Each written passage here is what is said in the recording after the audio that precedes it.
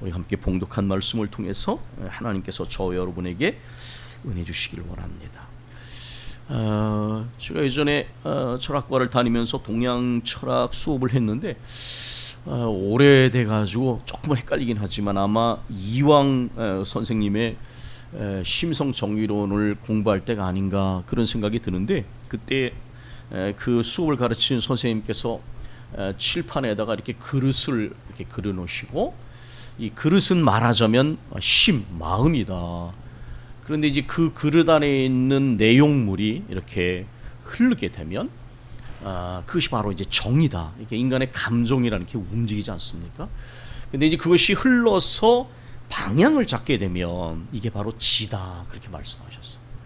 그러니까 이게 우리가 이렇게 인간의 어떤 정서, 감정은 이렇게 상황 따라, 기분 따라, 또 인간의 관계 따라 움직이죠, 그죠? 그런데 의지라는 것은 방향을 정해서 내 마음에 어떠한 생각이 들든지 상황이 어떠하든지 인간의 관계가 어떠하든지 이렇게 지속되는 거죠. 그래서 의지가 강한 사람, 이게 무슨 뜻입니까? 의지가 강한 사람은 한번 마음을 먹으면 그 마음의 상태를 꾸준하게 유지하는 사람이죠. 사실 여러분에게 그런 말씀 한 번도 드리지 않았지만, 저는 제 스스로의 호를 이 동양 철학을 공부하고 난 다음에 지일 이렇게 지었습니다. 지일. 그리고 제 삶의 목표를 지일신, 한 하나님만을 섬기고, 지일인, 그것은 제 아내에 대한 제 마음인데 한 사람만을 사랑하고, 지일심, 이 마음을 변치 않고 한 마음으로 간다. 그래서 제 호를 지일이라고 짓고 그렇게 왔었습니다. 저는 우리 교우들을 위해서 기도할 때 가장 목회하면서도 그렇고 또 기도드리는 제목은 바로 꾸준하고 일관된 것입니다. 꾸준하고 일관된 것. 하나님을 믿는 일에 꾸준하고 일관된 신앙. 세월이 흐를수록 하나님만 신뢰하고 순종이 온전해짐에 있어서 꾸준하고 일관된 신앙. 아까 말씀드린 것처럼 꾸준하고 일관되려면 마음의 감정과 느낌을 따라서 신앙생활에서는 안 됩니다. 상황에 따라서 신앙생활하면, 상황이 형통하면 좋겠지만 상황이 어렵고 힘들면 압도되어지게 됩니다. 또 인간의 관계에 따라서 영향을 받게 됩니다. 그러나 우리가 하나님 온전히 신뢰하고 순종하면서 나아가면 바로 이 말의 의미는 감정의 모든 흐름과 느낌과 상황과 인간관계를 넘어서서 하나님을 섬긴다, 그런 말입니다. 주님을 섬기고 봉사하는 일에 꾸준하고 일관되기를 저는 기도하고 있습니다. 많은 분들이 하나님에 대한 열심이 냄비에서 물 끓는 듯합니다. 그러나 우리 주님의 신실하심처럼 우리는 주님을 섬기고 봉사하는 일에 사람이 그것을 알아주던 알지 않건 은밀한 중에 보시는 하나님을 바라보면서 우리의 섬김과 봉사는 꾸준하고 일관되어야 합니다. 특별히 우리 교회는 연세가 드신 교우들이 여러분 계시는데, 저의 기도 제목 중에 하나는 그 모든 노년을 사랑하는 성도들이, 그리고 또한 우리 모두가 세월이 흐를수록 주님을 향한 사랑이 더 깊어지는 것입니다. 이전에는 세상을 사랑하고 물질을 사랑했어도 이제는 주님을 사랑하는 마음이 더 깊어지는 것, 저는 그것이 우리 인생이 공허해지지 않는 것이라고 봅니다. 만약에 우리가 세상을 사랑하고 세상 것들에, 그것이 물질이든 사람이건, 만약에 거기에 너무 지나친 기대와 소망을 두면 반드시 실망하게 되어 있습니다. 그리고 공허해질 수밖에 없는 순간이 옵니다. 그러나 주님을 신뢰하고 주께 소망을 두고 또 주님께 순종하며 꾸준하게, 그리고 또 주님을 사랑하는 길로 가면 저는 공허해지지 않으리라, 그렇게 확신합니다. 오늘 본문은 미래의 이스라엘이 하나님께 드릴 찬양을 노래하고 있습니다. 그리고 계속적인 구원을 간구하는 내용으로 이 26장이 채워져 있습니다. 여러분, 이 이사야가 기록되던 시대는 이스라엘이 북왕국과 남왕국으로 나눠져서 북왕국이 거의 망해가는 말기 시대입니다. 그리고 남왕국 유다도 끊임없이 아시리라고 하는 강국의 침략을 받고 있었습니다.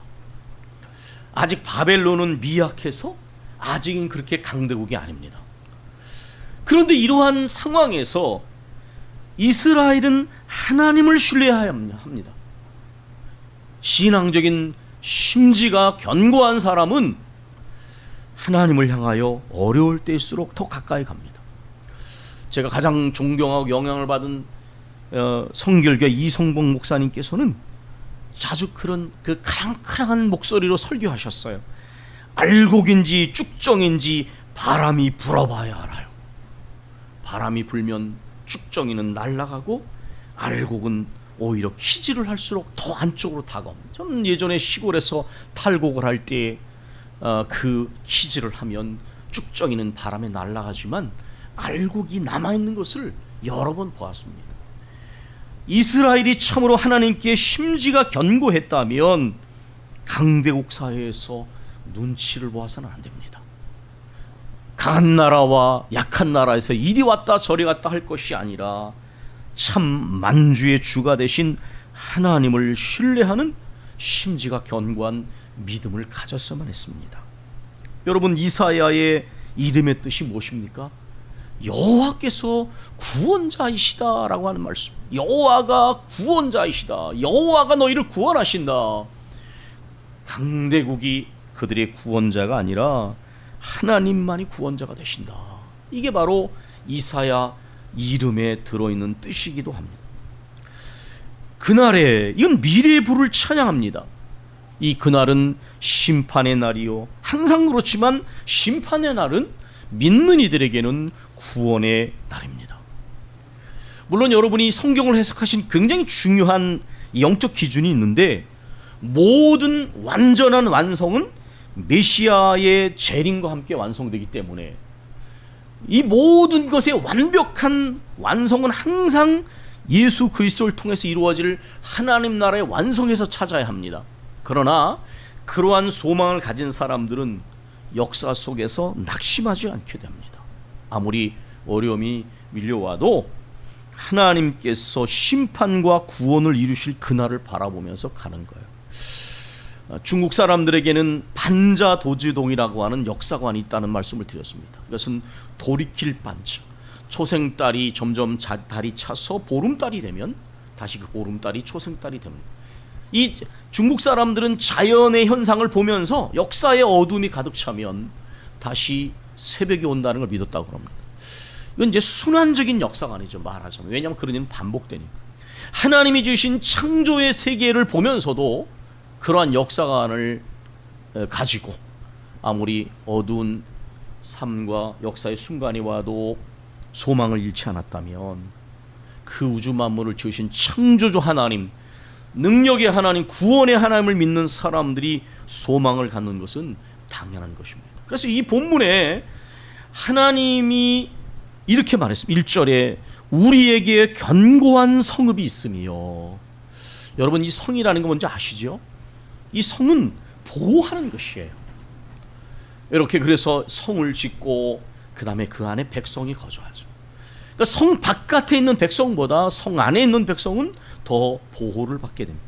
우리에게 견고한 성읍이 있으며, 이것은 물론 예루살렘을 말하는 것입니다. 하나님이 회복시키실 예루살렘, 이제 포로의 귀환 이후에는 예루살렘이 다시 재건될 것입니다. 그러나 말씀드린 것처럼 이것은 요한계시록에서 말하는 영적인 예루살렘, 그리스도와 함께 완성될 예루살렘, 그 메시아 왕국을 묘사하고 있는 것입니다. 하나님의 구원하심이 성과 곽이 되었다. 우리 본문에는 외벽이라고 되어 있는데 예전 개역 성경에는 성과 곽 이렇게 되어 있습니다. 성이 있고 그것을 둘러싸고 있는 곽이 있는 것이지요. 하나님의 구원하심이 성곽이 되어집니다. 아멘. 인간이 견고하게 지은 건물이 아니라 하나님이 견고한 성읍이 되시고 그 구원이 보호가 되신다는 것입니다. 에스겔서 13장의 말씀을 우리가 이렇게 읽다 보니까 우리가 요즘에 에스겔 읽고 있지 않습니까? 에스겔의 말씀에 이런 내용이 나옵니다. 이제 거짓 선지자들의 그러한 메시지, 또 불순종하는 이들에 대한 심판을 이제 말하고 있는데, 시대적으로 보면 이사야는 말씀드린 것처럼 아직 바벨론이 강대국이 아닐 때입니다. 그러니까 아시리아에 의해서 북왕국이 망했잖아요, 이스라엘이. 그리고 남왕국 유다가 바벨을 멸망했으니까 이사야 때는 아직 바벨론이 강대국이 아니었다는 것입니다. 그러나 이 에스겔 때는 언제냐? 드디어 이미 이제 이 아시리아에서 북왕국 이스라엘이 멸망을 하고 남왕국 유다가 세 차례 걸쳐서 침략을 받았습니다. 예수님 오시기 605년도에 1차 침략을 받았어요. 그때에 다니엘과 세 친구가 포로로 끌려갔습니다. 그 다음에 BC 597년도에 이 에스겔과 10,000명의 사람들이 포로로 끌려갔습니다. 그 다음에 586년도에 침략을 받아서 완전히 이스라엘이 이제 망하게 되는 거예요. 3차 침입을 받았는데요. 그러니까 북왕국 이스라엘이 이미 멸망했고 이제 별로 강한 나라가 아니었던 이 바벨론이 세 번의 침략을 통해서 남유다를 완전히 멸망시키는 것입니다. 그런데 이제 이 말씀을 보면 이 거짓 선지자들이 아주 문제가 있는 사람들이에요. 이들의 메시지는 지난번에 보지 않았습니까? 거짓 선지자와 참 선지자의 특징이 뭐냐? 불순종하는 이들에게도 평강을 말합니다. 너희가 무슨 일을 하든지 하나님은 사랑의 하나님이니까 겁내지 말아라. 너희에게 평강이 있을 것이고 너희가 화가 아닌 복이 있을 것이다. 얼마나 듣기 좋은 이야기입니까? 그러나 참 선지자의 기준은 무엇입니까? 너희가 하나님 앞에 회개하지 않고 바로 서지 못하면 너희는 반드시 망할 것이다. 하나님과의 관계를 중심에 놓고 하나님께 바로 서도록 회개하도록 가르치면 그건 참 선지자였습니다. 하나님께서는 이 에스겔 13장에서 이제 이렇게 말씀하십니다. 이 거짓 선지자들을 심판하시며 불순종하는 이들을 심판하겠다는 말씀을 이렇게 말씀합니다. 이렇게 칠 것은 하나님이 치신다는 겁니다. 그들이 이 거짓 선지자들이 내 백성을 유혹하여, 이 유혹의 방식이 무엇입니까? 듣고 싶은 이야기를 들려주는 것입니다. 들어야 할 하나님의 말씀이 아니라 듣고 싶은 이야기를 들려주는 거예요. 이렇게 칠 것은 그들이 내 백성을 유혹하여 평강이 없으나 평강이 있다 함이라. 어떤 사람이 담을 쌓을 때, 여기 이 대목을 잘 보십시오. 이사야 말씀과 비교해 보시면 됩니다. 어떤 사람이 담을 쌓을 때에 그들이 회치를 하는도다. 그러므로 너는 회치라는 자에게 이르기를 그것이 무너지리라. 폭우가 내리며 큰 우박덩어리가 떨어지며 폭풍이 몰아치리니 그 담이 무너진즉 어떤 사람이 너희에게 말하니 그것에 칠한 회가 어디 있느냐 하지 않겠느냐. 이 칠을 했으니까 담이 굉장히 튼튼해 보이는 거예요. 그러므로 나 주 여호와가 말하노라. 내가 분노하여 폭풍을 퍼붓고 내가 진노하여 폭우를 내리고 큰 우박덩어리를 무너뜨리리라. 저는 이 말씀을 새벽기도 시간에 읽는데요, 깜짝 놀랐어요. 왜냐하면 요즘 일어나는 일이 그대로예요.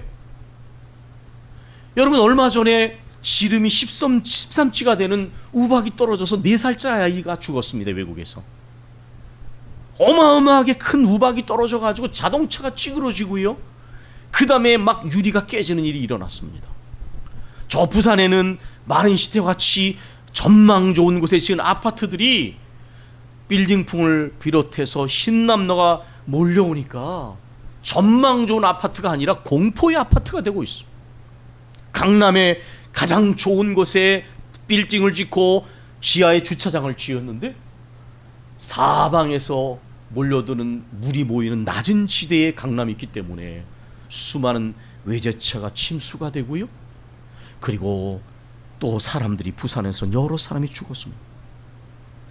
저는 이런 현상을 보면서 그것은 물론 개인이 죄를 지어서 죽었다라고 말하는 것이 아닙니다. 저는 이것은 근본적으로 인간 전체가 하나님께 가지고 있는 교만과 탐욕과 무지함과 완악함의 결과예요. 하나님이 지으신 창조 질서를 존중하지 않으니까 지구온난화가 일어나고 그것으로 인해서 해수면이 더워지면서 더 많은 비가 내리고 더 많은 강력한 태풍이 몰려오고 절대로 발생하지 않는 지점에서 태풍이 발생을 했습니다. 그리고 그 태풍이 북쪽으로 올라가는 태풍인데 남쪽으로 내려갔습니다. 살아있는 생명체처럼 움직여서 전문가들도 태풍의 방향을 예측하지 못하는 일이라. 여러분, 정말 문자적으로 보더라도 틀리지 않는 거예요.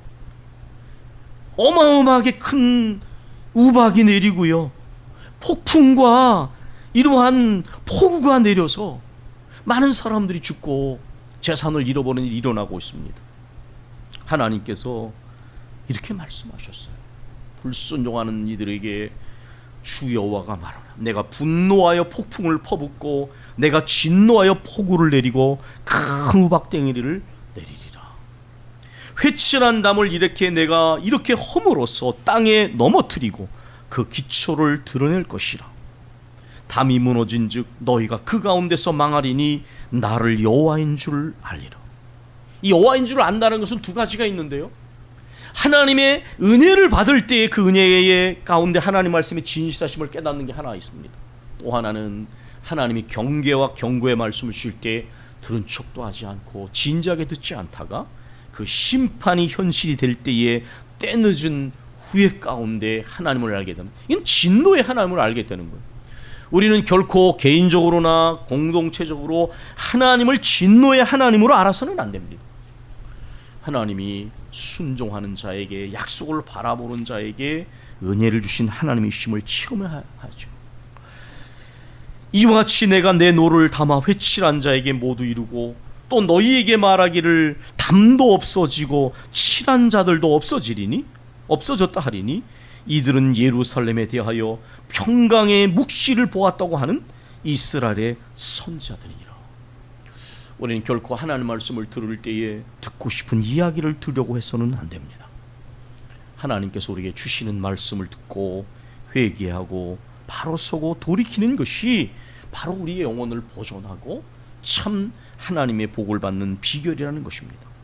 그날의 심판과 구원의 날이 이루어질 때 여기에 26장은 이렇게 말합니다. 하나님이 견고한 성읍을 세우시리라. 우리에게 있는 견고한 성읍은 바로 하나님이 보호하심을 말하는 것입니다. 이 눈에 보여지는 성이 아니라 하나님이 우리에게 울타리를 치시는 것입니다. 구원의 성과 외벽이 둘러쳐지게 됩니다. 그리고 그 성읍의 이 성곽에 이제 이렇게 말씀하십니다. 문을 열고 신의를 지키는 자들을 들어오게 할지어다. 저는 우리 한국 사회의 최대 문제가 신뢰를 지키지 않고 있다는 것입니다. 손해가 나더라도 약속하면 지켜야 합니다.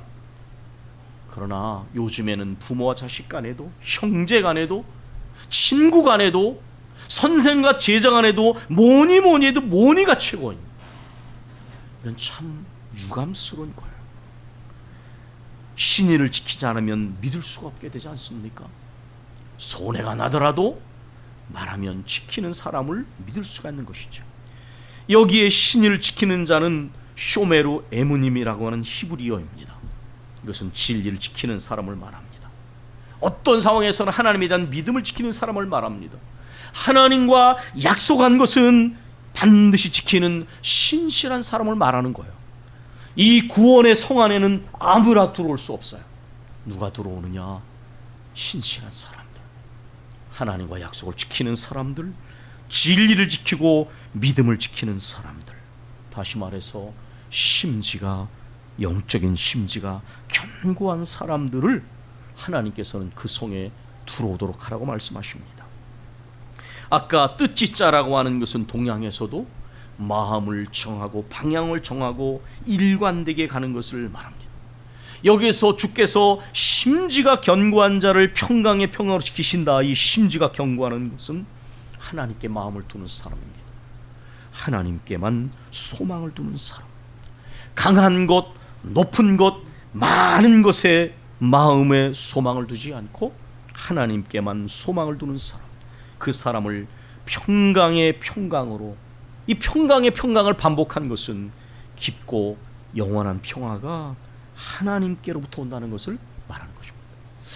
저는 아까도 말씀드렸죠. 우리 교우들이 이제 연세들이 있으시기 때문에 인생을 사시면서 때로는 어떤 젊은 날의 건강이나 또는 어떤 물질이나 인간의 성실성이나 때로는 나이가 들면 어떤 자녀나 이런 것들을 의지했을지라도 우리가 곰곰이 우리의 삶을 돌아보면 그 모든 것들은 움직여진다는 걸 알 거예요.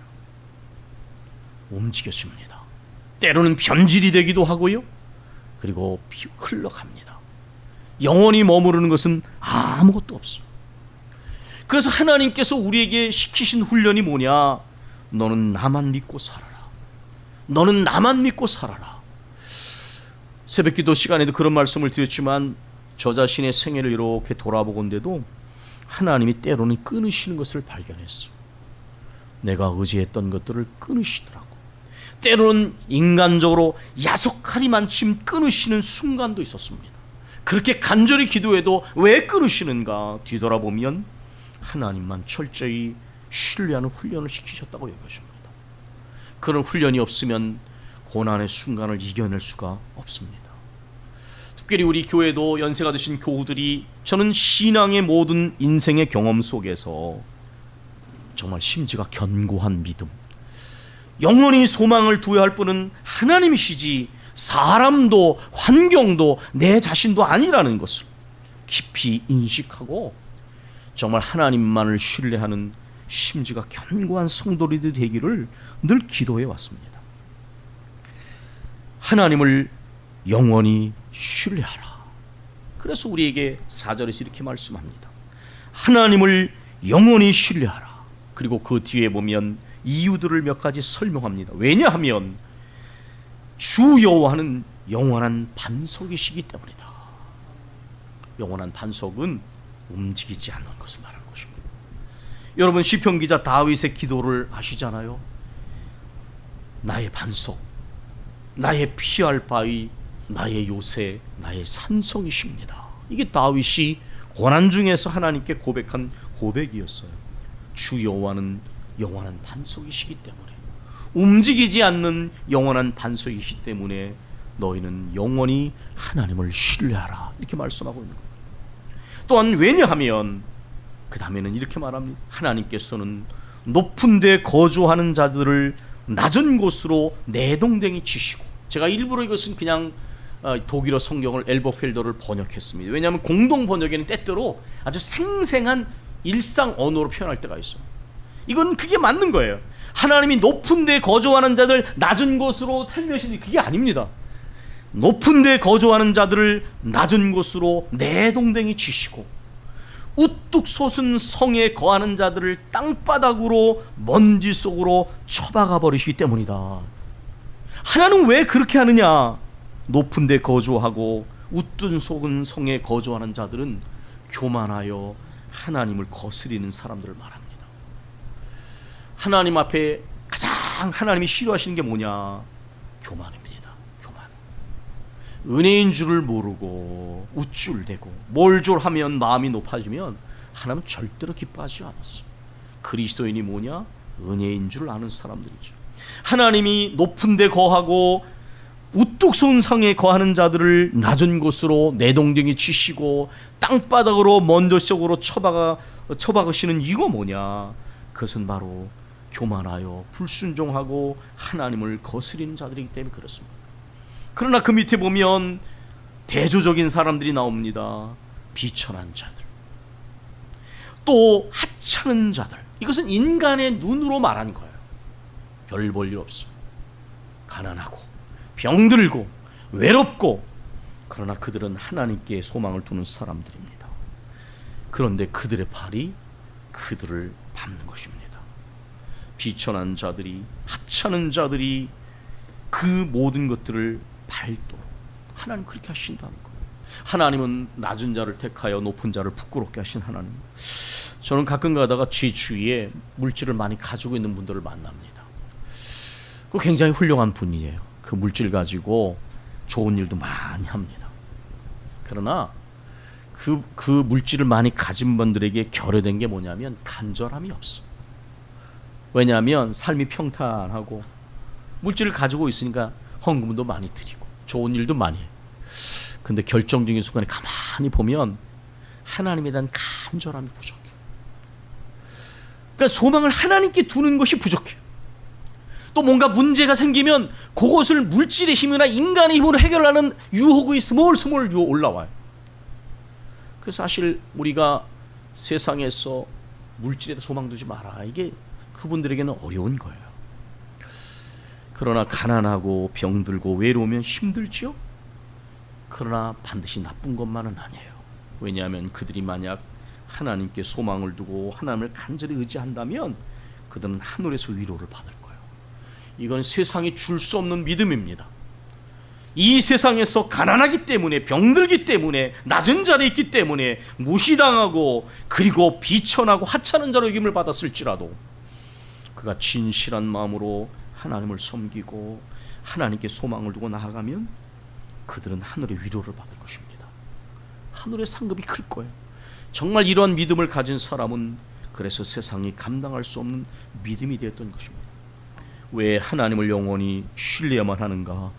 하나님은 높은 자를 낮게 만드시고 이렇게 비천하고 하찮은 자들을 하나님께서는 위로해 주시고 높여 주시기 때문에, 그들에게 소망이 되시기 때문에 그런 것입니다.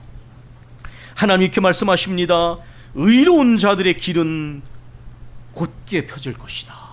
제가 이건 독일어 성경을 번역했습니다. 의로운 자들의 길은 게라드하이트, 이것은 똑바른 것입니다. 직선이라는 것은 두 점 사이의 최단 거리, 이렇게 수학에서 말합니다. 하나님을 신뢰한다는 말이 무슨 뜻입니까? 그것은 하나님을 향해 직선을 긋는다, 그런 말입니다. 돌아가는 길이 아니라 하나님을 향해 직선을 긋는 거예요. 있는 그 자리에서 하나님을 향한 믿음의 직선을 긋는 겁니다. 그게 하나님을 신뢰하는 거예요. 하나님은 이러한 믿음의 사람은 어떻게 하느냐? 그들의 길을 곧게 하신다, 그렇게 말씀하셨어요. 그들의 길을 곧게 하신다. 저는 믿습니다. 하나님을 의지하고 가는 길이 더뎌 보이는 것처럼 보여도 가장 빠르고 안전한 길입니다. 아멘. 제가 돌아보면 하나님 앞에서 빠르고 안전한 길을 선택했던 길은 빠르고 안전한 길이 아니었어요.